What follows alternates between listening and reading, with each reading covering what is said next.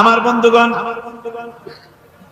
বিপদ আসলে পরে কবরের কাছে যাওয়া নয়, বিপদ আসলে পরে মসজিদে যান, 2 রাকাত কাজায়ে হাজাতের নামাজ পড়েন। রাসূলুল্লাহ পড়েছেন, কাজায়ে হাজাতের নামাজ পড়েন, সেজদায় পড়ে গিয়ে আল্লাহর কাছে কাঁদেন, আপনার বিপদ আল্লাহ রাব্বুল আলামিন দূর করে দিবেন। ঈমানদার যখন বিপদে জর্জরিত হতে থাকে তখন সে ভেঙে পড়ে না, তখন অন্ধকারে বিপদের অন্ধকার বিদীর্ণ করে আলোর এক প্রভা তার চোখের সামনে উদ্ভাসিত হয়ে ওঠে। সেটা কি? সেটা হলো আল্লাহ রাব্বুল আলামিনের বাণী, ফাইন্না মাআল উসরি ইউসরান, ইন্না মাআল উসরি ইউসরা। আল্লাহ পাক বলেন, জেনে রাখো, দুঃখ এবং কষ্টের সাথে রয়েছে সুযোগ আর সুবিধা, আর অসচ্ছলতার সাথে রয়েছে উদার সচ্ছলতা। জোরে কোন সুবহানাল্লাহ। কাজে ভয় পাওয়ার কারণ নাই, হতাশ হওয়ার কারণ নাই, মন আশায় বুক বেঁধে রাখো। গুনাহ করেছো, হতাশ হয়ো না। আমার আল্লাহ হচ্ছেন এমন আল্লাহ, আল্লাহ রাব্বুল আলামিন ডাকেন, এ বান্দা, খুন করেছিস ফিরে আয়, জিনা করেছিস ফিরে আয়, হত্যা করেছিস ফিরে আয়, চুরি করেছিস ফিরে আয়, কুফরি করেছিস ফিরে আয়, সুদ খেয়েছিস, ঘুষ খেয়েছিস, মদ খেয়েছিস ফিরে আয়, এসে আমার দরবারে চোখের পানি ফেল, আমার দরবারে কাঁদাকাটি কর। ইন্নাল্লাহা ইয়াগফিরুয যুনুবা জামিআ ইন্নাহু হুয়াল গফুরুর রহিম। আমার দরবারে চোখের পানি ফেলে কাঁদ, আমি রব্বুল আলামিন জিন্দেগীর গুনাহ মাফ করে দেব। সুবহানাল্লাহ কোন, সুবহানাল্লাহ কোন। আমার কাছে কাঁদ, চোখের পানি ফেল। আল্লাহ রাব্বুল আলামিনের কাছে বান্দার 2টা ফোঁটা বেশি প্রিয়। একটা হলো জিহাদের ময়দানে যে রক্ত ফোঁটা দেওয়া হয়, এটা আল্লাহর কাছে প্রিয়। আর আল্লাহর ভয়তে গুনার জন্য লজ্জা করে, অনুশোচনা করে বান্দা যখন চোখের পানি ছেড়ে দেয়, আল্লাহর কাছে এটা অত্যন্ত প্রিয়।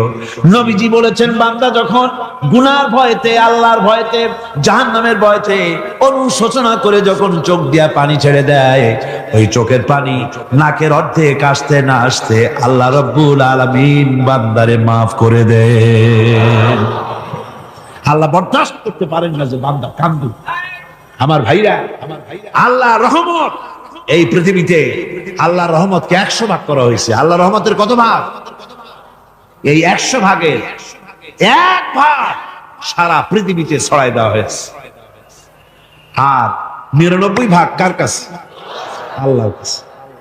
এজন্য আল্লাহ রাব্বুল আলামিন বলেছেন, নাব্বি ইবাদি আন্নী আনাল গফুরুর রহিম। ও আমার নবী, সুসংবাদ দিয়ে দাও, বান্দাদেরকে শোনায় দাও যে আমি আল্লাহ তাআলা ক্ষমাশীল আর দয়াবান। আমার আল্লাহ রাব্বুল আলামিন বলেন, وَإِذَا سَأَلَكَ عِبَادِي عَنِّي فَإِنِّي قَرِيبٌ। ও আমার হাবিব, আমার বান্দা আমার ব্যাপারে প্রশ্ন করে, আমি বান্দার একদম নিকটে। কোরআন শরীফের ভিতরে যত জায়গায় রাসূলকে বলা হয়েছে সুয়ালের কথা, আপনাকে প্রশ্ন করা হয়, আল্লাহ তার জবাব কুল, এই কথা বলে জবাব দিয়েছেন। যত জায়গায় সুয়াল এসেছে, যেমন কোরআনে কারীমের মধ্যে আল্লাহ পাক বলেন, ওয়ায়াসআলুনাকা আনিল মাহিদ, মেয়েদের হায়েজ সম্পর্কে জিজ্ঞাসা করা হয়, কুল হিয়া আযা, হে নবী আপনি বলুন। এভাবে করে কুল দিয়ে জবাব দেওয়া হচ্ছে। আবার প্রশ্ন করা হচ্ছে, ওয়ায়াসআলুনাকা আনিল আনফাল, এই গনিমতের মাল সম্পর্কে হুজুর আপনাকে, হে নবী আপনাকে প্রশ্ন করা হয়। আল্লাহ কুল দিয়া জবাব দিলেন। আল্লাহ বলেন আপনি বলেন, ওয়ায়াসআলুনাকা আনিল খামরি ওয়াল মাইসির, আল্লাহ পাক বলেন, নবী আপনারে প্রশ্ন করা হয়, কুল ফীহিমা ইসমুন কাবীর। আল্লাহ কুল দিয়া বললেন তুমি বলো।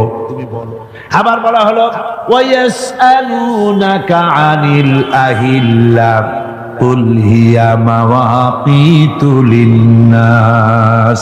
নবী আপনাকে প্রশ্ন করা হয় চাঁদের ক্রমবর্ধমান এবং ক্রমহ্রাস, এই যে বাড়ে আর কমে, পূর্ণিমা হয় অমাবস্যা হয়, কেন হয়? আপনি বলুন কুল, আপনি বলেন এটা আমি অক্ত এবং সময়, বছর আর দিন গণনা করার জন্য পৃথিবীবাসীদের জন্য বিনা পয়সায় একটা ক্যালেন্ডার বানাইয়া আকাশে ঝুলাই রেখেছি। এভাবে যত জায়গায় এসেছে আপনাকে প্রশ্ন করা হয়, তত জায়গায় আল্লাহ জবাব দিয়েছেন কুল, আপনি বলেন। গোটা কোরআন শরীফের ভিতরে এই একটি মাত্র জায়গা যেখানে বলা হয়েছে আপনাকে প্রশ্ন করা হয়। আল্লাহ এখানে বলতে পারতেন কুল, আপনি বলেন, আল্লাহ তোমাদের নিকটবর্তী, এভাবে জবাব হয় না। এটা কায়দাটা হলো এই, আল্লাহ বলতেছেন ওয়াইজা সালাকা ইবাদি, ও আমার নবী, প্রশ্ন তো আমার বান্দারা আমার ব্যাপারে করেছে, এবার আপনার জবাবের কোনো দরকার নাই। প্রশ্ন আমার ব্যাপারে, আমি নিজে জবাব দিয়ে দেই, ফা ইন্নী কারীব। ও বান্দা, আমার ব্যাপারে প্রশ্ন করেছিস, জবাব আমি দেই, আমি তোর সবচাইতে বেশি নিকটে। সুবহানাল্লাহ। কত নিকটে? ওয়ানাহানু আকরাবু ইলাইহি মিন হাবলিল ওয়ারিদ। তোর যে রব, এই শাহরগের চাইতেও আমি তোর বেশি কাছে। সুবহানাল্লাহ। আমারে ডাক, আমারে ডাক, কলিজা দিয়া ডাক, অন্তর দিয়ে ডাক। আল্লাহকে গফুর এবং রহিম হিসাবে পাওয়া যাবে, সব আল্লাহকে বলতে হবে, গুনাহ মাফ চাইতে হবে। এই জন্য হুজুর সাল্লাল্লাহু আলাইহি ওয়াসাল্লাম দৈনিক 100 বার তওবা করতেন। কোন হাদিসে আছে 70 বার, কোন হাদিসে আছে 100 বার তওবা করতেন। নামাজের পরে তো প্রত্যেক নামাজই পড়তেন হুজুর, সালাম ফিরাতেন আর সাথে সাথে বলতেন আল্লাহু আকবার, আস্তাগফিরুল্লাহ, আস্তাগফিরুল্লাহ, আস্তাগফিরুল্লাহ। মনে থাকবে আপনাদের? মনে থাকবে? সালাম ফিরাইয়া কি বলবেন? না, সালাম ফিরাবার সাথে সাথে বলবেন আল্লাহু আকবার, তারপরে পড়বেন আস্তাগফিরুল্লাহ, আস্তাগফিরুল্লাহ, আস্তাগফিরুল্লাহ। তওবা করবেন, আল্লাহর কাছে সবসময় গুনাহ মাফ চাইতে থাকবেন, বিনীত থাকবেন। আল্লাহকে পাওয়া যাবে, তাকে রহিম হিসেবে পাওয়া যাবে।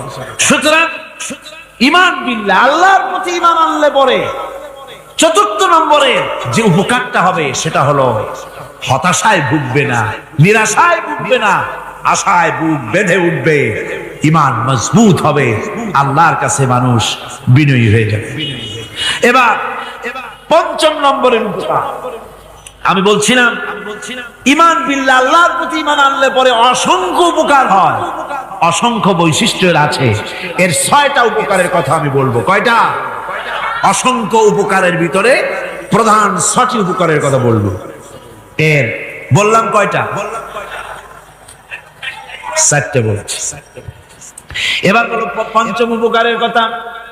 আল্লাহর প্রতি আপনি পূর্ব পশ্চিমে কতবার মুখ ঘোরালেন, এটাই কিন্তু আপনার আসল সৎ কাজ নয়। আসল সৎ কাজ হলো আল্লাহর প্রতি ঈমান আনা। এই ঈমানের ব্যাপারে 3টা দিন আমরা পার করে দিলাম, এখনো কথা শেষ হয় নাই। আল্লাহর প্রতি ঈমান আনলে পরে যে উপকারটা হবে পঞ্চম নম্বরে, সেটা হলো কঠোর এবং কঠিন বিপদের ভিতরে বান্দার ভিতরে অবিচলতা এবং ধৈর্যের সৃষ্টি হয়ে যাবে। আলহামদুলিল্লাহ। কঠিন বিপদ মুসিবত আসতে পরে সে অবিচল থাকবে। সারা দুনিয়ার বিপদ আপদ, শত্রুতা, দুঃখ, কষ্ট, মুসিবত, জুলুম, নির্যাতন সবকিছু পাহাড়ের মতো উঁচু হয়ে তাকে ঘিরে ফেলবে, কিন্তু তাকে এক চুলও নাড়াতে পারবে না। কারণ হচ্ছে আল্লাহ রাব্বুল আলামিন বলেছেন, ইউরিদুনা লিইউতফিউ নূরাল্লাহি বিআফওয়াহিহিম ওয়াল্লাহু মুতিম্মু নূরিহি ওয়ালাউ কারিহাল কাফিরুন। ওরা চায় মুখের ফু দিয়ে আমার আলোকে নিভিয়ে দেবে, কিন্তু আমি আমার আলোকে পূর্ণতা দান করব। তাতে কাফের বেঈমানদের কলজায় যত জ্বালা যন্ত্রণা হোক আমার দিন কেউ মিটাই দিতে পারবে না। কোন সুবহানাল্লাহ। সুতরাং বিপদে অবিচলতা আসবে, সে অটল হবে, মজবুত হবে। কোরআনে কারীম বলতেছে ওয়া কাযালিকা জাআলনা লিকুল্লি নাবিয়্যিন আদুওয়াম মিনাল মুজরিমিন। এই পৃথিবীতে এমনি করে আমি সকল নবীদের শত্রু বানিয়েছি, সব পাপিষ্ঠ অপরাধীদেরকে। নবীদের সাথে বিরোধিতা করেছে কারা? পাপিষ্ঠরা, অপরাধীরা। এই যে বাধাটা আসে, এই যে মারে, অপরাধ অপরাধ কি? এই যে তারা চোর বা ডাকাত যাদের মারা হয়। আল্লাহ রাব্বুল আলামিন বলেন অপরাধ হলো ওয়ামা নাকামু মিনহুম ইল্লা আইয়ুমিনু বিল্লাহিল আজিজিল হামিদ। অপরাধ হচ্ছে ঈমানদার লোকদের উপর নির্যাতন চালিয়েছে, অন্য কোনো কারণে নয়। কারণ একটাই, তারা আল্লাহর জমিনে আল্লাহর দ্বীন প্রতিষ্ঠা করতে চেয়েছে, আর কোনো অপরাধ না। জমিন আল্লাহর, জমিন কার? এই বিশাল জনসমুদ্র গর্জে উঠুন এক চোখে, বলুন জমিন কার? আইন চলবে কার? এখানেই সংঘর্ষ বেঁধেছে আবহমান কাল ধরে। মানুষ অত্যাচারিত হয়েছে, সাহাবায়ে কেরাম অত্যাচারিত হয়েছেন। বুখারী শরীফের হাদিসে এসেছে রাসূল করিম সাল্লাল্লাহু আলাইহি ওয়াসাল্লামের কাছে হযরতে খাব্বাব গিয়ে উপস্থিত হয়েছিলেন। হযরতে খাব্বাব বলেন, হাদিসটা এভাবে লেখা হয়েছে বুখারীতে, ওয়ান খাব্বাব বিন আরিদ রাদিয়াল্লাহু তাআলা আনহু قال شكونا إلى رسول الله صلى الله عليه وسلم وهو متوسد بردة له في ظل الكعبة। রাসূলুল্লাহর কাছে গেলাম, কাবা শরীফের কাছে গিয়ে দেখি নবীজি একটা চাদর গায়ে দিয়ে তিনি আরাম ফরমাচ্ছিলেন কাবা শরীফের ছায়ায়। সেখানে গিয়ে বললাম, আলা তাস্তানসিরু লানা আলা তাদউ লানা ইয়া রাসূলুল্লাহ, হে আল্লাহর রাসূল, আপনি কি আমাদের জন্য আল্লাহর কাছে দোয়া চাইবেন না? আপনি কি আল্লাহর কাছে আমাদের জন্য সাহায্য চাইবেন না? আমাদের লোকগুলিকে, মুসলমানগুলিকে মারতে মারতে তো শেষ করে ফেলে দিল। তারা আমাদের সুমাইয়াকে মারলো, আমাদের খাব্বাবকে উটের সাথে পায়ের দড়ি লাগায় টানলো, আমাদের খোবায়েবকে তারা আগুনের উপরে চিৎ করে শোয়ায় রাখলো, না খায় রাখতেছে, মারতেছে। কষ্টে তো শেষ হয়ে গেলাম, হুজুর আপনি কি আমাদের জন্য দোয়া করবেন না? হাদিস শরীফে এসেছে নবীজি উঠে বসলেন সোজা হয়ে। নবীজি বলেন, ও আমার সাহাবী, ও খাব্বাব শোনো, তোমাদের আগে এই পৃথিবীতে যারা দ্বীনের দাওয়াত দিতে এসেছিলেন তাদেরকে সমকালীন রাষ্ট্র শক্তি, সমাজ শক্তি তাদেরকে ধরতো। ফায়ুখাজুর রাজুলু, তাদেরকে তারা ধরতো। ফায়ুহফারু লাহু ফিল আরদ, আর তার জন্য জমিনের ভিতরে কবর বানাইতো। ওই কবর ফায়ুজালু ফিহা, ওই কবরের ভিতরে তাকে কোমর পর্যন্ত গেড়ে দিত। সুম্মা ইউতা বিল মানশার, এরপরে করাত আনতো। ফায়ুদাউ আলা রাসিহি, এরপরে ওই করাত তার মাথার উপরে রাখতো। ফায়ুজালু নিসফাইন, এরপরে করাত দিয়া চিরে জীব করে ফেলে দিত। মা ইয়াসুদ্দুহু যালিকা আন দীনিহি, ও আমার খাব্বাব, এত কষ্ট দেওয়ার পরেও সেই যুগের কোন মুসলমানকে, দ্বীনের দায়ীদেরকে আল্লাহর দ্বীন থেকে এক চুলো তারা সরাই দিতে পারে নাই, এক চুলো সরাতে পারে নাই। ওয়াল্লাহি, ও খাব্বাব, আমি আমার আল্লাহর নামে কসম করে বলছি, লা ইউতাম্মান্নাল্লাহু হাযাল আমরা হাত্তা ইয়াসিরা আর-রাকিবু মিন সানা ইলা হাযরামাউত। আমি কসম করে বলি, আল্লাহ রাব্বুল আলামিনের এই সানা থেকে হাজারামত পর্যন্ত লোকেরা যাতায়াত করবে, সুন্দরী রমণীরা গমন করবে, সদাগরেরা যাতায়াত করবে, টাকা নিয়া পয়সা নিয়া যাতায়াত করবে। তাদের মনের মধ্যে লুটের ভয়, টাকার ভয়, চুরির ভয়, ডাকাতির ভয়, জেনার ভয়, হত্যার ভয়, ধর্ষণের ভয়, কোনো ভয় থাকবে না। লা ইয়াখাফু ইল্লাল্লাহ, আল্লাহ ছাড়া কোনো ভয় থাকবে না। এমন একটা সমাজ, এমন একটা সময় আসবে, ওয়ালাকিন্নাকুম তাস্তাজিলুন, অথচ খুব তাড়াহুড়ো তোমরা করতেছো। তাড়াহুড়ো করো না, সময় আসবে ইনশাআল্লাহ। আর সে সময় আসছিল মদিনায়, আসে নাই? আসে নাই? আমার বন্ধুগণ, কঠিন বিপদে অবিচলতা এবং ধৈর্যের দৃষ্টান্ত রেখে গেছেন আম্বিয়া আলাইহিমুস সালাম। সুবহানাল্লাহ। কঠিন বিপদে অবিচলতা, দৃঢ়তা, ধৈর্য কারে বলে, তার দৃষ্টান্ত কারা রেখেছেন? আম্বিয়া আলাইহিমুস সালাম। ওনারাই আমাদের আদর্শ, নবীরাই আদর্শ। সাহাবায়ে কেরাম রিদওয়ানুল্লাহ তাআলা আলাইহিম আজমাইন আমাদের আদর্শ। ভাইরা আমার, মুসা আলাইহিস সালামকে ফেরাউন যখন ঘিরে ফেলে দিল, কোরআনের সব কথা গল্প গুজবার ইতিহাসের জন্য লেখা হয় নাই। কোরআনের মধ্যে যা লেখা হয়েছে সব বান্দাদের উপদেশের জন্য, যাতে করে লোকেরা চিরটা কাল এর থেকে উপদেশ নিয়ে নিজেদের তৈরি করতে পারে। জোরে বলেন সুবহানাল্লাহ। মুসা আলাইহিস সালামের কথা আল্লাহ বলেন, ফেরাউন তাকে ঘিরে ফেলে দিল, পালাবার রাস্তা নাই। ফালাম্মা تراءى الجمعان قال أصحاب موسى إنا لمدركون। মুসা আলাইহিস সালামের উম্মতরা বললেন, হে মুসা, পাকড়াও হয়ে গেছি, পালাবার রাস্তা নাই। তিন দিক থেকে আমাদেরকে ঘেরাও করেছে ফেরাউনের শক্তি। সামনে কি? দরিয়া, আর তিন দিকে কি? ঘেরাও আন্দোলন। তিন দিক থেকে ঘেরাও হয়ে গেছে, পালাবার কোন রাস্তা। হযরতে মুসা আলাইহিস সালামের কাছে উম্মতরা বললেন, পালাবার তো কোনো পথ নাই, এখন উপায়টা কি? আমাদের তো আর উপায় নাই। মুসা আলাইহিস সালাম দেখেন বিপদে পড়ে গেছেন, কিন্তু ধৈর্য হারান নাই, ভয় পান নাই। ভয় পাইছিলেন? ভয় পেয়েছেন?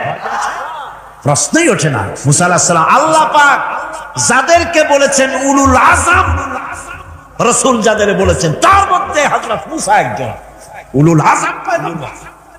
চারটি গাড়ি কথা না, আল্লাহ কথা বলছেন তার সাথে, কালিমুল্লাহ তিনি। সুবহানাল্লাহ। মুসা আলাইহিস সালাম শোনালেন, কাল্লা ইন্না মাইয়া রাব্বি সায়াহদিন। কখনো নয়, আমার উম্মতেরা ভয় পেও না, আমার রব অবশ্যই আমাকে পথ দেখাবে। সুবহানাল্লাহ। তিন দিক থেকে শত্রু, একদিকে দরিয়া, পালাবার কোন রাস্তা নাই। সেখানে দৃঢ়তার সাথে তিনি বলছেন, অবশ্যই আমার আল্লাহ আমারে পথ দেখাবে। সুবহানাল্লাহ। নবীরা এই দৃঢ়তা দেখিয়েছেন, অবিচলতা দেখাইছেন।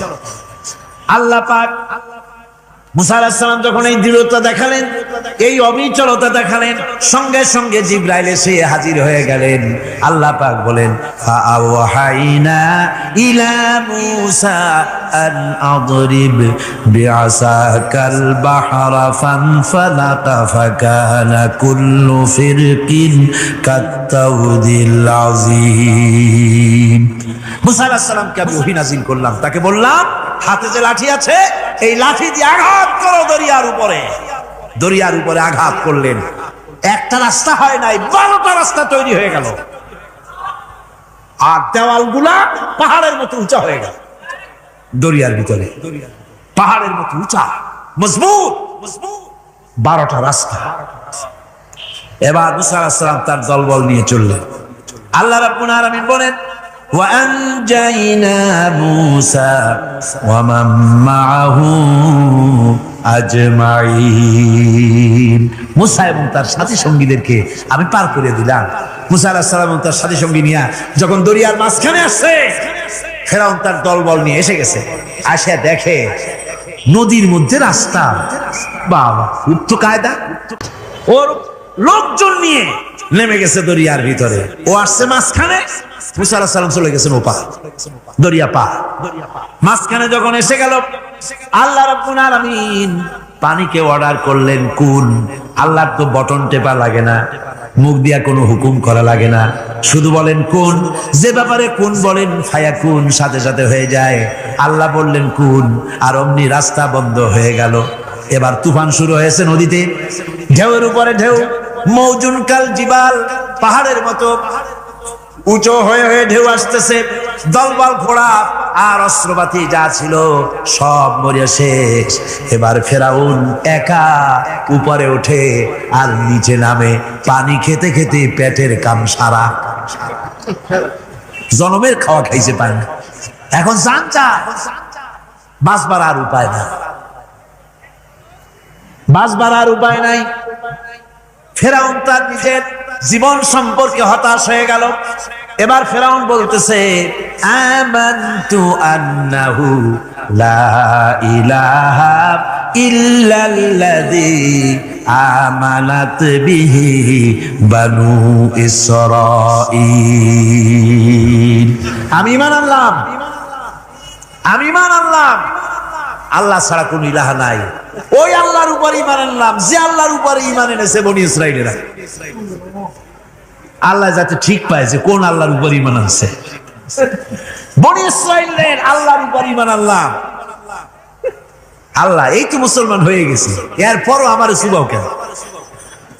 আল্লাহ রাব্বুল আলামিন জবাবে বলেন, আল আন, এখন ওয়াকাদ আসাইতা ক্বাবলু ওয়া কুনতা মিনাল মুফসিদিন। এখন ঈমান আনার কথা বলছো, অথচ যুগের পর যুগ, বছরের পর বছর ধরে আমার মানুষের উপরে মন গড়া আইন চালায়েছো, আমার পয়গম্বরের সাথে বেয়াদবি করেছো।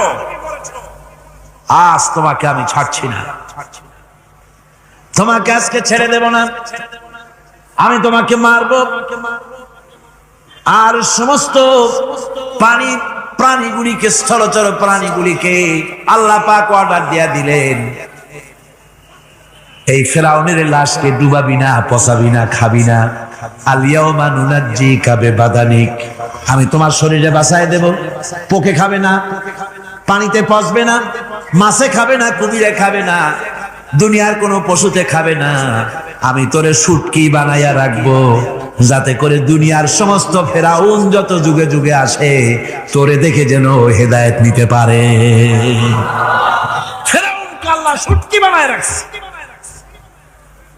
এবারে হযরত হুদ আলাইহিস সালাম সম্পর্কে আল্লাহ রাব্বুল আলামিন বলেন, হযরতে হুদকে যখন ষড়যন্ত্র হলো, কাফির বেঈমানেরা তাকে মেরে ফেলার জন্য যখন সরকারি ষড়যন্ত্রে লিপ্ত হয়ে গেল, হযরতে হুদ সমাজের এই চ্যালেঞ্জের মোকাবেলা করলেন। হযরত হুদ বলেন, ফাকিদুনি জামিআন সুম্মা লা তুনজিরুন ইন্নী তাওয়াক্কালতু আলাল্লাহি রাব্বি ওয়া রাব্বিকুম। আমি, তোমরা তোমাদের ষড়যন্ত্র আমার বিরুদ্ধে যত পারো আমার বিরুদ্ধে ষড়যন্ত্র চালাও, এতটুকুন আমার অবকাশ দিও না। আমি এমন আল্লাহর উপরে ভরসা করেছি যার হাতের ভিতরে তোমাদেরও জান আর আমারও জান। যা পারো তাই করো। সরকার, সমস্ত শক্তি একত্রিত হয়ে আমার মোকাবেলা করো। একদিকে হুদ আলাইহিস সালাম, আর একদিকে গোটা জাতি। হযরত হুদ ভয় পায় নাই। সুবহানাল্লাহ। ঈমান বিল্লাহ মানুষের কলিজাকে এভাবে শক্ত করে দেয়, কোন আলহামদুলিল্লাহ। এবারে এই বিপদের, কঠিন বিপদের মোকাবেলা করে আমার রাসূল যে প্রমাণ দিয়া গেলেন,